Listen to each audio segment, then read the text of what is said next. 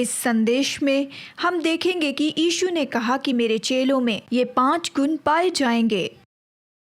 तो पहले भाग में चलिए मैं आपको सारांश बताऊं। इस सीरीज के पार्ट 1 में हमने देखा यीशु मसीह के चेले के बारे में। हमने जोर दिया कि प्रभु यीशु मसीह ने हमें केवल उस पर विश्वास करने के लिए नहीं बुलाया है, लेकिन उसने हमें बुलाया है कि हम उसके चेले हो जाएं। यानी हम ये नहीं कह रहे हैं कि हम बस कहते जाएं कि हम तो मसीह हैं क्योंकि हमारा नाम है, या मसीह विश्वास जो सिखाता है उस पर मैं विश्वास करता हूं। यीशु ने हमें केवल विश्वासी होने के लिए नहीं बुलाया, उसने हमें चेले बनने के लिए बुलाया है। और इस सीरीज के भाग 1 में हमने इसके बारे में बताया है कि यीशु का क्या अर्थ था जब उसने कहा, जब वो हमें चेला बनने के लिए बुलाते हैं, उसने कहा कि चेला अपने स्वामी से बड़ा नहीं होता। चेले के लिए इतना बहुत है कि वो अपने स्वामी के जैसे हो जाए। यानी चेला तो ऐसा व्यक्ति है जो कि इस यात्रा में है, जो कि बदल गया है, अपने स्वामी के जैसे बन जाए। इसीलिए हमने अपना समर्पण किया है इस प्रक्रिया के लिए, ट्रेनिंग के लिए, कि हम बदल जाएंगे और हम बदल कर यीशु मसीह के जैसे हो जाएंगे। हम उसके जैसे होंगे और जैसे हम उसके पीछे चलते हैं और उनकी सारी शिक्षा का पालन करते हैं। यानी चेला तो अपने शिक्षक का अनुकरण करने वाला होता है, हमने ये देखा है। हम अपने शिक्षक के पीछे चलते हैं और हम समर्पित हैं कि हम उसके जैसे हो। चेला होने के नाते हम समर्पित हैं कि हम उसके हृदय को जाने, उसके मन को जाने। हम उसके उद्देश्यों के लिए जीते हैं और अपने जीवन को यीशु के तरीके से जीते हैं, उसके तरीके से जीते हैं जैसे उसने जीने के लिए कहा है। और इस संदेश के पहले भाग में हमने ये भी बताया है कि ये तो पिता की योजना है। परमेश्वर ने शुरू से ही इसकी योजना बनाई कि हम उसके पुत्र के स्वरूप में बदलते जाएं, यीशु मसीह के जैसे। और हमने इसका सारांश बताया कि यीशु ने क्या क्या कहा है चेले के बारे में, और हमने इस सीरीज के पहले भाग में इसे देखा है। भाग 2 में हमने ट्रेनिंग की प्रक्रिया पर चर्चा की है। कैसे प्रभु यीशु मसीह ने कहा कि हम ट्रेनिंग पाएंगे कि हम उसके जैसे हो जाएं। यीशु ने यही कहा है कि जो सिद्ध रूप में ट्रेनिंग पाता है वह अपने स्वामी और शिक्षक के जैसे हो जाता है। हमें उस ट्रेनिंग की प्रक्रिया से होकर जाना पड़ता है। और यीशु ने अपने चेलों के बारे में जो ट्रेनिंग की प्रक्रिया बताई है उसके बारे में हमने देखा, और हमने ये 5 वाक्य कहे। हमने पहले कहा उसकी उपस्थिति में ट्रेनिंग, हमें यीशु के साथ होना है। नंबर 2, उसके वचन से ट्रेनिंग, हमें उसके वचन के अनुसार जीना है। नंबर 3, उसकी आत्मा से ट्रेनिंग, हमें पवित्र आत्मा को समर्पण करना होगा। नंबर 4, संगति के द्वारा ट्रेनिंग,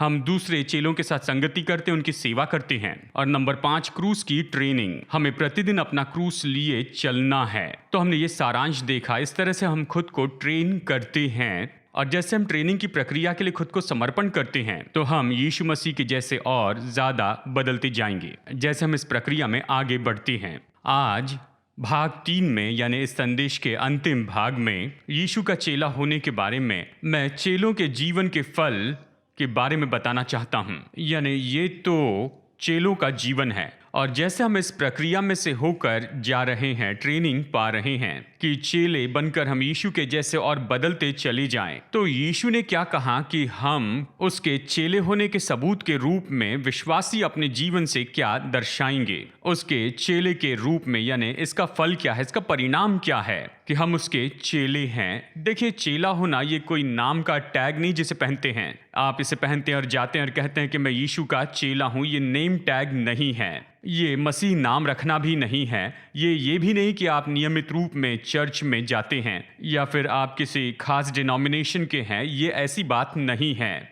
और सच में ये तो चेले बनने की इस पूरी बात में जुड़ा भी नहीं है। यीशु ने कुछ चिन्ह बताए हैं, कुछ लक्षण बताए हैं, कुछ ऐसे स्वभाव गुण बताए हैं उस व्यक्ति के जो उसका चेला है, और मैं आज इस पर जोर देना चाहता हूं। आज हम इस पर चर्चा करेंगे। देखिए, ये तो अपने आप में संदेशों की बहुत सी सीरीज हो सकती हैं, और मैं इसे बहुत ही सटीकता से बस एक ही संदेश में बताऊंगा। चेले के जीवन से दिखने वाले फल पर हम ध्यान देंगे कि यीशु ने क्या कहा इन 5 वाक्यों में, और फिर इन 5 वाक्यों को मैं आपको विस्तार से समझाऊंगा। सबसे पहले यीशु ने चेलों के जीवन से दिखने वाले इन 5 परिणामों को बताया। नंबर 1, उसने कहा चेला प्रेम में चलता है। नंबर 2, चेला बढ़ने वाले फल लाता है। नंबर 3, चेला अपने स्वामी के काम करता है। नंबर 4, चेला और भी चेले बनाता है।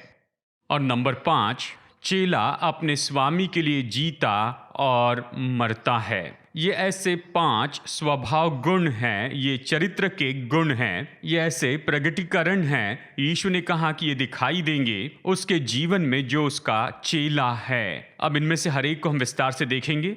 शायद हम सबको पूरे विवरण के साथ में न देख सकें। आप हमारी चर्च वेबसाइट से सरमन नोट्स लेकर इसका अध्ययन कर सकते हैं, पूरे विवरण से अध्ययन कर सकते हैं। लेकिन चलिए सारांश में देखते हैं, हर एक को देखते हैं। नंबर 1, ये तो दिखाई देने वाला ऐसा परिणाम है या फल है। चेले के जीवन में यह दिखाई देगा कि चेला प्रेम में चलता है। यूहन्ना अध्याय 13 वचन 34 और 35 में यीशु ने कहा, मैं तुम्हें नई आज्ञा देता हूं कि एक दूसरे से प्रेम रखो। जैसा मैंने तुमसे प्रेम रखा है वैसा ही तुम भी एक दूसरे से प्रेम रखो। यदि आपस में प्रेम रखोगे तो इसी से सब जानेंगे कि तुम मेरे चेले हो, यानी यदि तुम आपस में प्रेम रखोगे तो यीशु ने एक स्तर निश्चित किया, एक स्तर तय किया। तुम एक दूसरे से प्रेम रखो जिस तरह से मैंने तुमसे प्रेम रखा है, ये स्तर है। और उसने कहा मेरा आदर्श देखो। यहाँ यूहन्ना अध्याय 13 के संदर्भ में यीशु ने अपने चेलों के पैर धोए थे और फिर उसके बाद में वो क्रूस पर जाकर हम सब के लिए मर जाते हैं। उसने कहा, देखो मैंने तुम्हारे लिए स्तर निश्चित किया, तुम एक दूसरे से प्रेम रखो जैसे मैंने तुमसे प्रेम रखा। और फिर यीशु ने कहा, इसके द्वारा सब जानेंगे कि तुम मेरे चेले हो। इसका मतलब क्या है? ये तो चिन्ह है और ये तो लक्षण है और यही तो वो पहचान है उसकी जो मेरा चेला है। ये क्या है कि वो प्रेम में चलता है, वो दूसरे लोगों से प्रेम रखेगा। और इसका दुतरफा विवरण है, 2 तरह का विवरण है। सबसे पहले ये व्यक्तिगत प्रगटीकरण है। आप यीशु के चेले होने के नाते समर्पित है कि आप प्रेम में चलें और दूसरे लोगों से प्रेम रखें जैसे यीशु ने उनसे प्रेम रखा। अब अवश्य ही ये आसान नहीं है। मनुष्य होने के नाते हमारे खुद की स्वाभाविक प्रणाली होती है, यानी हमारी जीवन शैली होती है, हमारे खुद के विचारधाराएं होते हैं और ये सब हम में होते हैं, हम उन्हें लिए चलते हैं। लेकिन हम खुद को इस ट्रेनिंग प्रक्रिया के लिए समर्पित कर रहे हैं क्योंकि हम प्रभु को हमें काम करने दे रहे हैं उसकी उपस्थिति, वचन और उसकी आत्मा के द्वारा और बहुत से तरीके से। तो इसके द्वारा हम बदलते जा रहे हैं। और हालांकि हमारे खुद के व्यक्तिगत प्राथमिकताएं और दूसरी बातें होती हैं, लेकिन फिर भी हम बदलते जा रहे हैं इस ट्रेनिंग प्रक्रिया से, उसके आत्मा के काम के द्वारा, उसके वचन और उसकी संगति के द्वारा हम तो बदलते चले जाते हैं और ऐसे लोग हो जाते हैं जो कि प्रेम में चल सकते हैं। और अवश्य हमारे खुद के जीवन में ऐसी बहुत सी चीज़ें होती हैं जो कि बदलती चली जाती हैं, जहाँ पर कुछ तोड़ा जाता है। हमारा खुद का घमंड, हमारे गलत विचार भी तोड़े जाते हैं और परमेश्वर हमें उस जगह पर लाते हैं कि हम प्रेम में चल सकते हैं। लेकिन इसकी दूसरी भी विचारधारा है कि हम एक समाज के रूप में एक दूसरे के लिए प्रेम को प्रकट कर सकते हैं। जैसे तुम एक दूसरे से प्रेम रखोगे, लोग इसे देख सकते हैं, वो ये देखेंगे कि हम चेले एक ऐसे समाज है जो कि आपस में प्रेम रखते हैं। जैसे मसीह ने हमसे प्रेम रखा वैसे हम आपस में प्रेम रखते हैं। उसने कहा ये तो वो चिन्ह होगा, यही तो वो लक्षण होने वाला है। ऐसे समाज के लोग जो कि उसके चेले, और इसी तरह से संसार ये जानेगा कि ये तो यीशु मसीह के चेले हैं। ये परमेश्वर की वास्तविकता को उनके जीवन में लाएगा। प्रेम के बारे में कहते हुए यही कहूंगा कि बाइबल में हमें प्रेम के बारे में सिखाने के लिए बहुत कुछ है, लेकिन मैं ये विख्यात वचन पढ़ना चाहता हूँ। 1 कुरिन्थियों अध्याय 13 वचन 4 से 8 तक मैं इसे पढ़ना चाहता हूँ पैशन अनुवाद से, जो कि आधुनिक अनुवाद है। और ये हमें स्पष्ट रूप में बताता है कि परमेश्वर का प्रेम क्या है, प्रेम में चलना क्या है। ये व्यवहारिक बात है, यानी हम इसे पढ़ेंगे और फिर उसके बाद में आगे बढ़ेंगे। 1 कुरिन्थियों अध्याय 13 वचन 4 से 8 पैशन अनुवाद से इस तरह कहता है, प्रेम तो बड़ा है और ये तो बहुत ही धीरजवंत है। प्रेम कृपालु है और ये हमेशा दूसरों पर दया करता है। जब दूसरों पर आशीष आती है तो ये जलन करने से इनकार करता है। प्रेम अपनी उपलब्धि के बारे में घमंड से नहीं बताता है, न वो अपने महत्व को दर्शाता है। प्रेम शर्म और अपमान में दिखाया नहीं जाता, न स्वार्थी होकर वो अपना आदर चाहता है। प्रेम आसानी से झुंझलाता नहीं और ना ही अपने बचाव के लिए कुछ करता है। प्रेम ईमानदारी का आनंद से उत्सव मनाता है और जो गलत है उससे वो प्रसन्न नहीं होता है। प्रेम तो आश्रय की सुरक्षित जगह है, ये कभी भी दूसरों के लिए सबसे उत्तम पर विश्वास करने से रुकता नहीं। प्रेम कभी असफलता को हार के रूप में नहीं लेता। ये कभी हिम्मत नहीं हारता। प्रेम कभी प्रेम करने से रुकता नहीं। तो हम सरल शब्दों में इसे कहते हैं, ये कहता है प्रेम में चलो, दूसरों के लिए इस तरह से चलते जाओ और तब लोग जानेंगे कि तुम मेरे चेले हो। जरा सोचिए, घर में माता पिता अपने बच्चों से इस तरह से प्रेम रखते हैं जहां बच्चे देख सकते हैं ये मेरे माता पिता हैं, ये यीशु के सच्चे चेले हैं। अपने दफ्तर में या हमारे स्कूल में या कॉलेज में हमारे जवान जो प्रोफेशनल्स हैं, जब हम इन सारे क्षेत्रों में प्रेम में चलते हैं तब लोग देखेंगे कि हाँ, ये तो चेला है या ऐसा व्यक्ति जो यीशु के पीछे चलता है। और चर्च के रूप में लोगों को हमें देखकर ये कहना चाहिए कि हाँ, निश्चय इस समाज में मैं देखता हूँ कि परमेश्वर का प्रेम प्रकट होता है और यही तो हमें यीशु मसीह का चेला बनाता है। और दूसरा, चरित्र का गुण या फल या परिणाम यीशु का चेला होने के लिए, इसे आप यूहन्ना के सुसमाचार के अध्याय 15 में पाएंगे, वचन 1 से 17 में। ये बहुत ही बड़ा वचन का भाग है और इसलिए हम पूरे वचन को तो नहीं पढ़ेंगे, लेकिन बहुत से लोग इस वचन को जानते हैं। यूहन्ना 15 वचन 1 से 17 में यीशु अपने चेलों के साथ उसका जो संबंध है उसके बारे में हमें बताते हैं। उसने कहा, मैं दाखलता हूँ और तुम डालियां हो। तो यहाँ पर इस उपमा का, इस चित्र का उपयोग करते हैं। ये दाखलता और उसकी डालियां, और डालियां उसके कारण फलवंत होती हैं। और वो कहते हैं, तुम मुझ में बने रहो और मैं तुम में बना रहूं तो तुम फल लाओगे, तुम बहुत फल लाओगे। मैं यहाँ पर वचन 8 की ओर ध्यान लाना चाहता हूँ। हम इस पूरे वचन के भाग पर ध्यान देंगे, यूहन्ना अध्याय 15 वचन 1 से 17 तक।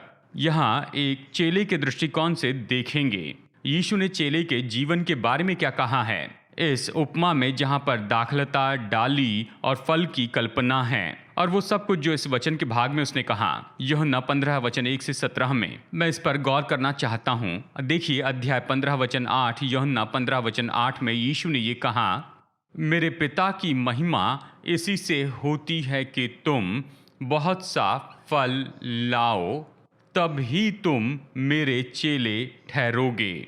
चलिए इसी वचन को हम पढ़ते हैं और भी दूसरे अनुवाद से। पैशन अनुवाद इसे इस तरह से कहता है, जब तुम्हारा जीवन बहुतायत का फल लेकर आता है तो तुम प्रकट करते हो कि तुम मेरे परिपक्व चेले हो जो मेरे पिता को महिमा देते हो। जब आपके जीवन में बहुत से फल होते हैं तो तुम दिखाते हो कि तुम मेरे चेले हो और पिता को भी महिमा मिलती है। एम्प्लीफाइड, जो कि बहुत ही अद्भुत अनुवाद है, कहता है, जब तुम बहुत से फल लाते हो, फलों को उत्पन्न करते हो, तो मेरे पिता को आदर और महिमा मिलती है और तुम अपने आप को दिखाते और साबित करते हो कि तुम सच में मेरे चेले हो। तो यीशु यहाँ पर यही कह रहे हैं कि जो दाखलता के ऊपर डालियाँ होती हैं, यानी जब हम बहुतायत का फल लाते हैं, जब हम बहुत फलते हैं, तो ये दर्शाता है कि हम तो यीशु के चेले हैं। केवल ये कहना काफ़ी नहीं है कि मैं उस दाखलता की डाली हूँ, हमें इससे परे जाना होगा। उसने कहा कि चेला तो ऐसा है जो कि बहुत फल लाता है और सच्चा चेला तो बस यही है। यीशु का सच्चा अनुयायी यही है। और जब हम बहुत फल लेकर आते तो उसने कहा कि पिता को महिमा मिलती है, पिता को आदर मिलता है। अब तो ये दूसरी बात है, यीशु ने कहा कि तुम चेले के रूप में बहुत फल लाओगे। तो वो यहाँ पर किस तरह के फल की चर्चा कर रहा था? यहाँ पर यूहन्ना अध्याय 15 वचन 1 से 17 में ये फल कौन सा है जिस पर यीशु चर्चा कर रहे थे, जिसके बारे में हमें सचेत होना है। मैं इन 3 वाक्यों में आपको बताना चाहता हूँ। यूहन्ना 15 में यीशु ने क्या कहा उसका सारांश बताऊं। वचन 1 से 17 में इन 3 वाक्यों में सारांश क्या है? नंबर 1, फल ये है कि मसीह का चरित्र प्रकट होता है। नंबर 2, फल ये है कि मसीह की इच्छा पूरी होती है। और नंबर 3, फल कि मसीह का काम पूरा होता है। हमें कौन से फल लाने हैं? हम लेकर आते हैं, फल लाते हैं मसीह के चरित्र के, हमारे जीवन के द्वारा उसका चरित्र दिखाते, हमारे जीवन के द्वारा मसीह की इच्छा को पूरा होते हुए देखते हैं। और नंबर 3, हम मसीह के काम को अपने जीवन के द्वारा पूरा होते हुए देखते हैं। हमें इन फलों को लेकर आना है। चलिए वचन के इस भाग से मैं आपको ये समझाता हूँ, जल्दी से बताऊं तो। चलिए, पहली बात मैंने कहा कि मसीह का चरित्र होना चाहिए जो हमारे द्वारा प्रकट हो। मैंने ये क्यों कहा? जब यीशु ने इस उपमा का उपयोग किया कि वो दाखलता है और हम डालियां हैं, और दाखलता दाख के फलों को लेकर आती है, यानी ये फल जो डालियों पर लगते हैं, जो दिखाते हैं कि दाखलता का जीवन उनके द्वारा बहता है। देखिए, दाखलता बहुत फल लाती है। क्यों? क्योंकि उसमें से यही जीवन बहता है। सेब के पेड़ पर सेब लगते हैं। क्यों? क्योंकि सेब के पेड़ का जीवन उसके द्वारा बहता है। यानी डालियों पर वही फल लगते हैं, यानी उनमें जो जीवन बहता है उसी के फल आते हैं। यानी हम में जो मसीह का जीवन है उससे ये फल आते हैं और ये फल दिखाई देते हैं। ये तो मसीह का चरित्र है जो हमारे द्वारा प्रकट होता है। तो आइए हम इसे कहते हैं, और ये तो वचन पर आधारित हैं। जब मसीह मुझ में बनेंगे तो मेरे द्वारा मसीह प्रकट होंगे। तो आइए इसे एक साथ कहते हैं, जब मसीह मुझ में बनेंगे तो मेरे द्वारा मसीह प्रकट होंगे। क्योंकि ये जीवन आप में बहता है, और जैसे ये जीवन आप में बहता है चेले के रूप में मसीह आपके द्वारा प्रकट होंगे। यानी ये तो फल का पहला दृष्टिकोण है। ये फल जो हम लाएंगे, पौलुस गलातियों 5:22 और 23 में बताता है। हम ये जानते हैं, वो आत्मा के फल के बारे में कहता है, प्रेम, आनंद, शांति, धीरज, कृपा, भलाई, विश्वास। ये सब प्रगटीकरण है आत्मा के उस जीवन का जो हम में है। पवित्र आत्मा हम में काम करता है और उसके द्वारा ये प्रगटीकरण आते हैं हमारे द्वारा। तो देखिए, फल तो डालियों में लगते हैं। ये तो उनमें बहने वाले उस दाखलता के जीवन का ही प्रगटीकरण नहीं है, लेकिन साथ ही ये पुनः उत्पादन का प्रगटीकरण भी है। क्योंकि जो बीज है वो तो फल में होता है। तो जब भी हम फल के बारे में कहते हैं तो याद रखिए, उसमें फिर से पुनः उत्पादन की बात तो होती है। हम इसे बाद में देखेंगे हमारे अगले पॉइंट्स में। फल का दूसरा दृष्टिकोण जो यीशु यहाँ यूहन्ना 15 में कहते हैं, यानी मसीह की इच्छा पूरी करना ही ये फल है। वचन में यहाँ 2 बार, पहले बार वचन 7 में और फिर वचन 16 में यीशु प्रार्थना के बारे में कहते हैं। प्रार्थना तो पिता से मांगना है। उसने कहा वचन 7 में, यदि तुम मुझ में बने रहो और मेरा वचन तुम में बना रहे तो जो चाहो मांगो और वो तुम्हारे लिए हो जाएगा। ये मानो ऐसा है जैसे यीशु हमें ब्लैंक चेक देते हैं। उसने कहा जो कुछ तुम चाहो मांगो और वो तुम्हारे लिए हो जाएगा। और फिर वचन 16 में वो कहते हैं, तुम मेरे नाम से जो कुछ पिता से मांगोगे वो तुम्हें दे। यीशु कैसे ये वाक्य कह सकते थे?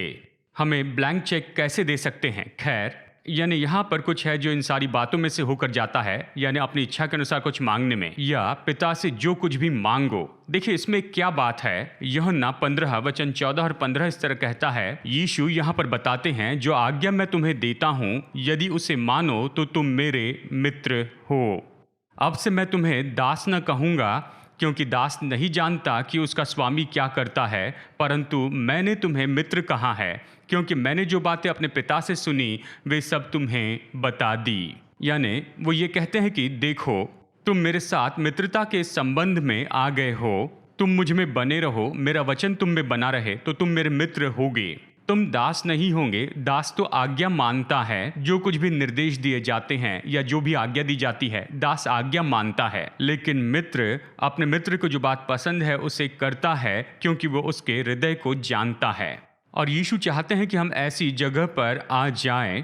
यीशु कहते हैं, मैं अपने दिल के भेद बताता हूँ, मैं अपने दिल की इच्छा तुम पर उंडेलता हूँ, मैं अपनी इच्छा तुम्हारे हृदय में रखता हूँ, और इसलिए मेरे पास अब भरोसा है। और मैं तुमसे कहता हूँ, जो चाहो तुम मांगो, तुम्हें जो चाहिए मांगो और मेरा पिता तुम्हें देगा। और प्रार्थना का जीवन इसी के बारे में है। प्रार्थना का जीवन इसलिए नहीं कि मैं अपनी स्वार्थी इच्छाओं को पूरा करते चले जाऊं। प्रार्थना का जीवन जिसके लिए प्रभु यीशु हमें बुला रहे हैं, वो तो ऐसी जगह है जहां हम उसकी दिल की इच्छाओं से इतने भर जाते हैं, तो हम जो कुछ भी मांगते हैं ये सच में उसके हृदय की इच्छा होती है। तुम जो चाहो मुझसे मांग सकते हो, तुम मेरे मित्र हो, और मैंने तुम्हें अपनी इच्छा बताई है और तुम अपनी इच्छा बता सकते हो और वो पूरी हो जाएगी।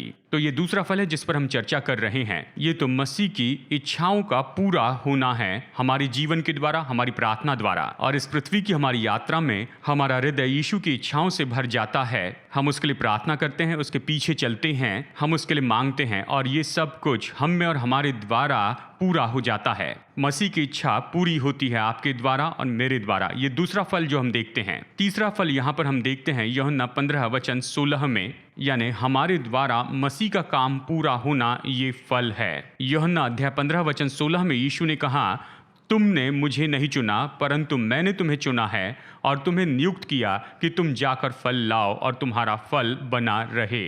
यानी ये जो फल हम लेकर आते हैं इसका इस सच्चाई से संबंध है कि उसने हमें चुना और उसने हमें नियुक्त किया है। चुना इसका मतलब है कि उसने हमें चुन लिया है, यानी परमेश्वर ने हम में से हर एक को चुन लिया है एक खास उद्देश्य के लिए, जिसे हम अपना काम कहते हैं। उसने कहा मैंने तुम्हें चुना है और मैंने तुम्हें नियुक्त किया है। नियुक्त शब्द इसका मतलब है कि रखा गया या किसी जगह पर किसी खास उद्देश्य के लिए रखा गया, किसी खास सेवा के लिए आप ये शब्द पाते हैं। नए नियम में ये शब्द कई बार उपयोग किया गया और इसका संबंध है सेवकाई से, ये काम से जुड़ा है। उदाहरण के लिए प्रेरित 20:28 में पौलुस ने कहा, प्राचीनों से कहा, परमेश्वर ने तुम्हें नियुक्त किया है अपनी भेड़ों की रखवाली करने के लिए। पहला तीमुथियुस 1:12 में पौलुस कहता है, यीशु ने मुझे रखा, मुझे विश्वास योग्य पाकर मुझे सेवकाई में रखा। पहला तीमुथी 2:7 में अपनी सेवकाई के बारे में कहते हुए और दूसरा तीमुथी 1:11 में पौलुस कहता है, यीशु ने मुझे नियुक्त किया है अन्य जातियों के लिए प्रचारक, शिक्षक और प्रेरित के रूप में। तो नियुक्त शब्द का जीवन के काम से संबंध है। तो हमें ये तीसरा फल लाना है। उसने कहा है कि मैंने तुम्हें नियुक्त किया कि तुम जाकर फल लाओ। आपको जो फल लाना है उसका संबंध आपके जीवन के लिए परमेश्वर ने जो नियुक्त किया उसके अनुसार हो। ये काम जो परमेश्वर ने आपके लिए रखा, आपके लिए जो प्रभु ने काम रखा है, वो मेरे काम से या दूसरे व्यक्ति के काम से अलग है। लेकिन हम में से हर एक व्यक्ति उसके चेले होने के नाते हम तो बहुतायत से फल लेकर आते हैं उस काम के द्वारा जो उसने हम पर रखा है। यीशु का यही अर्थ था जब उसने कहा फल, तुम बहुतायत से फल लाओ और ये चिन्ह होगा कि तुम मेरे चेले हो।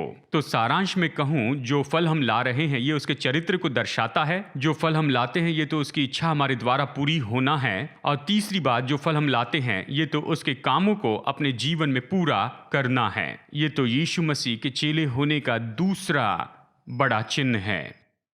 तो अब हम देखते हैं तीसरा ऐसा स्वभाव गुण या चरित्र या व्यवहार यीशु मसीह के चेले के जीवन में जो फल है जिसे हम अपने जीवन से दिखाते हैं। और तीसरा ये है कि चेला अपने स्वामी के काम करता है। देखिए, हमने अपने इस सीरीज के दूसरे संदेश में बताया है कि जब यीशु ने अपने चेलों को बुलाया तो सबसे पहली बात वो यही चाहते थे कि वो उसके साथ में रहे। मरकुस अध्याय 3 वचन 14 और 15 में इसके बारे में पढ़ते हैं। चलिए फिर से पढ़ते हैं। मरकुस 3 14 और 15 से ये कहता है, तब उसने 12 पुरुषों को नियुक्त किया कि वे उसके साथ साथ रहे और वो उन्हें भेजे कि वे प्रचार करें और बीमारों को चंगाई दे और दुष्टात्माओं को निकालने का अधिकार रखें।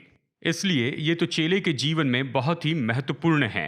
यीशु ने उन्हें बुलाया कि उसके साथ रहे और फिर कहा कि मैं तुम्हें भेजता हूं और तुम वही काम करोगे जो मैं कर रहा हूं। और मैं आपको यहाँ चुनौती देना चाहता हूं कि ये आज्ञा जो उसने दी थी उन पहले 12 लोगों को, और ये वही आज्ञा है जो उसने आज आपको और मुझे दी है। शायद कुछ लोग इसके साथ सहमत ना हो, लेकिन चलिए बताता हूं, चलिए इसे समझते हैं। आइए हर व्यवहारिक रूप में इसे यहाँ पर वचनों से देखते हैं।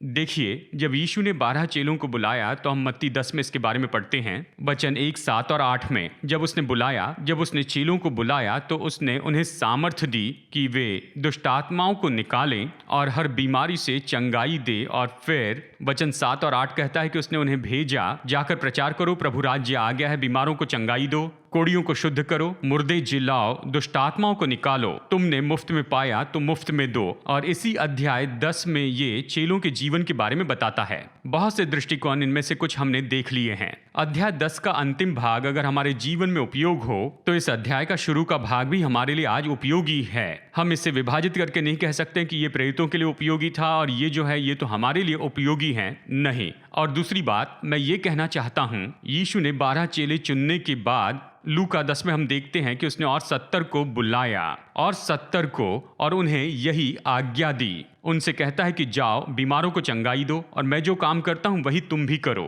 यानी ये आज्ञा कि हम उसके काम करें, ये केवल 12 चेलों को ही नहीं दी गई थी, लेकिन बाकी 70 को भी दी गई। और फिर अंत में मत्ती 28 में जब उसने महान आज्ञा दी, वचन 18 से वचन 20 में जब उसने अपने चेलों से कहा तो उसने कहा, इसलिए तुम सारे जगत में जाओ, सब जातियों के लोगों को चेला बनाओ और फिर उनसे कहा कि तुम उन्हें शिक्षा मानना सिखाओ, वो सब जो मैंने तुम्हें आज्ञा दी है, जिसमें ये निर्देश और ये आज्ञा भी जुड़ी है कि उसके काम करते जाएं। और ये इतना महत्वपूर्ण है। मैं विश्वास करता हूँ बस इन सारे क्रमों को यहाँ पर देखने के द्वारा, यानी ये आज्ञा दी गई सबसे पहले 12 को, फिर 70 को और फिर सब चेलों को, तो आपके और मेरे लिए भी आज्ञा है यीशु के चेले होने के नाते कि उसने जो काम किए वही हम करें। और इसलिए आज भी हम बीमारों के लिए प्रार्थना करते हैं, हम पवित्र आत्मा के काम पर विश्वास करते हैं, पवित्र आत्मा के प्रगटीकरण पर विश्वास करते हैं, बुद्धि का वचन, ज्ञान का वचन, चंगाई के वरदान, अद्भुत काम करना, भविष्यवाणी और अन्य भाषा का अर्थ बताना, इन सारे वरदानों पर हम विश्वास करते हैं, क्योंकि ये साधन है जिसके द्वारा यीशु ने जो काम किए वो हम भी कर सकते हैं और उससे भी बड़े बड़े काम, जैसे यूहन्ना 14 में उसने बताया है। वचन 12 में कहा कि जो मुझ पर विश्वास करते हैं वो मेरे जैसे काम करेंगे और वो इससे भी बड़े बड़े काम करेंगे, क्योंकि मैं पिता के पास जाता हूँ।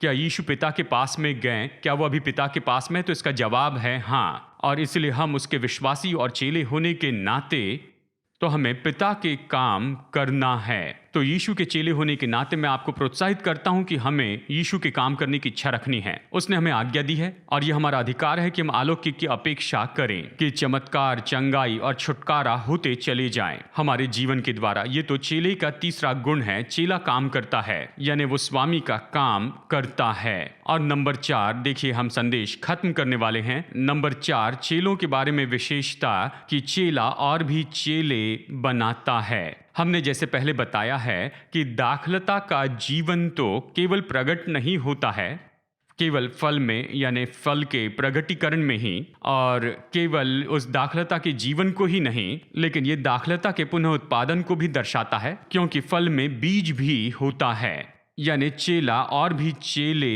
बनाता है। और ये आज्ञा है जो मत्ती 28 में प्रभु यीशु ने हमें दी है, वचन 19 और 20 में, इसलिए तुम जाओ और सब जातियों के लोगों को चेला बनाओ। उसके चेले होने के नाते हमें और भी चेले बनाते चले जाना है। जब उसने कहा चेले बनाओ, तो हम इस प्रक्रिया में जुड़े हुए हैं कि दूसरों को यीशु के बारे में बताएं और हमारे जीवन द्वारा हम जो कहते हैं और जो करते हैं उसके द्वारा दूसरों पर प्रभाव डालते हैं कि वे भी ये निर्णय ले सकें कि वो यीशु मसीह के अनुयायी हो जाएं। जानते हैं, ये ट्रेनिंग की प्रक्रिया का भाग है। जैसे हमने बताया है कि हमारे द्वारा हम दूसरों को चेले बनाते, अपने जीवन के द्वारा दूसरों को चेले बनाते हैं, एक दूसरे की मदद करते हैं कि यीशु मसीह के चेले बन जाएं और हम यीशु के चेले होने में बढ़ते चले जाएं। प्रेरित पौलुस ने कही हुई बात पर मैं गौर करना चाहता हूँ।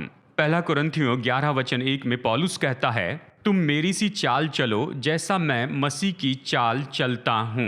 हम ऐसे ही चेले बनाते हैं, हमारी जिंदगी को बोलने देते हैं ताकि दूसरे लोग हमें देखें कि यीशु का अनुयायी होने का मतलब क्या होता है। पौलुस कहता है मेरी सी चाल चलो जैसे मैं मसीह की चाल चलता हूँ। फिलिपियों में वो कहता है, जो बातें तुमने मुझसे सीखी और ग्रहण की और सुनी और मुझ में देखी, उन्हीं का पालन किया करो, तब परमेश्वर जो शांति का सोता है तुम्हारे साथ रहेगा। वो जिस तरह का जीवन जिया, क्योंकि वो फिलिपियों के पास में आता है, जो तुमने मुझ में देखा वही तुम करो, मेरे अनुसार काम करो। तिमोथियुस से कहा, विश्वास में अपने पुत्र से उसने कहा। पौलुस 2 तिमोथियु 3:10 और 11 में कहता है, परंतु तूने उपदेश, चाल चलन, मनसा, विश्वास, सहनशीलता, प्रेम, धीरज और सताए जाने और दुख उठाने में मेरा साथ दिया, मेरे उद्देश्य के लिए, यानी जिसके लिए मैं अपना जीवन जीते आया हूँ। मेरे विश्वास, मेरे धीरज को, मेरे प्रेम को, मेरे संयम को और मेरे सताए जाने को, और जो कुछ भी मेरे साथ में हुआ है तिमोथियुस, तुमने इसे देखा है। मैं चाहता हूं तुम इसका अनुकरण करो। और इसका यही तो अर्थ होता है कि चेला और भी दूसरे चेले बनाता है। इसका मतलब हमारा जीवन दूसरों पर प्रभाव डालता है। और वो कहते हैं, मैं आपके पीछे चलना चाहता हूँ, उस यीशु के पीछे चलूंगा जिसके पीछे आप चलते हैं, मैं उसके पीछे चलना चाहता हूँ। तो यहाँ पर हम चर्चा कर रहे हैं हाथ से हृदय और हृदय से सिर तक पहुँचने का तरीका, यानी लोग आकर देखें, जैसे वो हमारे साथ में आकर काम करते हैं, जैसे वो हमारे साथ काम करते हैं, वो दिल में सोचते हैं कि हम ये क्यों कर रहे हैं और कौन सी बात हमें प्रेरणा देती है। उनका हृदय उसके पीछे जाता है और धीरे धीरे फिर वो इस बात को समझने लगते हैं कि हम क्यों कर रहे हैं। ये है हाथ से हृदय में फिर सिर में, ये तरीका है जिसके द्वारा हम लोगों पर प्रभाव डालते हैं। नंबर 5 जो कि आखिरी है, वो ये है कि चेला अपने स्वामी के लिए जीता और मरता है। यीशु के बहुत से वाक्यों में जहां पर हमने देखा है, जो हम सुसमाचार में पाते हैं, यीशु ने ये कहा है कि सभी मनुष्य तुमसे नफरत करेंगे। मत्ती अध्याय 10 वचन 22 देखिए, मेरे नाम के कारण सब लोग तुमसे बैर करेंगे, परंतु जो अंत तक धीरज धरे रहेगा उसी का उद्धार होगा। तुम मेरे चेले हो, इसलिए संसार तुमसे बैर रखेगा। संसार तुम्हारे विरुद्ध में होगा। वो नहीं समझ पाएगा कि तुम क्या कहते हो, तुम्हारा मूल्य क्या है, कि तुम ऐसा जीवन क्यों जीते हो। सब मनुष्य मेरे नाम के कारण तुमसे नफरत करेंगे, लेकिन तुम्हें अंत तक बने रहना होगा। यीशु ने ये नहीं कहा कि यह आसान होगा कि उसके चेले हो जाएं। लोग हमसे नफरत करेंगे और ऐसा भी हो सकता है कि हम में से कुछ लोगों को शहीद होना पड़े, हमें शहीद होना पड़े, अपनी जान देना पड़े। लेकिन चेला तो ऐसा व्यक्ति है जो अपने स्वामी के लिए जीता और मरता है। आप इस वाक्य को गौर से सुनिए। हम सब शहीद जैसे नहीं मरेंगे, परंतु हम सब मसीह के लिए अपना जीवन दे सकते हैं। हम सब यीशु मसीह के लिए शहीद के रूप में तो नहीं मरेंगे, लेकिन हम सब मसीह के लिए अपने जीवन को दे सकते हैं। यीशु मसीह आपको क्या करने के लिए बुलाते हैं जब आप अपना जीवन देते हैं? मसीह के लिए या मसीह के कारण अपना जीवन देते हैं। प्रकाशित वाक्य 12:11 यहाँ पर इन विश्वासियों के बारे में कहता है। ये क्लेश काल में थे। ये कहता है वे मेमने के लहू के कारण और अपनी गवाही के वचन के कारण उस पर जयवंत हुए और उन्होंने अपने प्राणों को प्रिय न जाना, यहाँ तक कि मृत्यु भी सह ली, यानी मृत्यु भी वो सहने को तैयार थे यीशु में अपनी गवाही के लिए ही। और हमें भी ऐसे ही जीना है। हमें कहना है, प्रभु जी ये मेरा जीवन है, मैं इसे आपको दे देता हूँ। मैं स्वामी के लिए जीने और मरने के लिए तैयार हूँ। और यीशु ने कहा कि सच्चा चेला बस यही तो करने की दशा में होगा। तो सारांश में बताऊं, ये 5 फल हैं या 5 प्रगटीकरण हैं, ये 5 स्वभाव गुण हैं, 5 परिणाम हैं चेले के जीवन के बारे में। ये तो चेले के चिन्ह हैं। नंबर 1, चेला प्रेम में चलता है। नंबर 2, चेला बढ़ने वाले फल लाता है। नंबर 3, चेला अपने स्वामी के काम करता है। नंबर 4, चेला और भी चेले बनाता है। नंबर 5, चेला अपने स्वामी के लिए जीता और मरता है।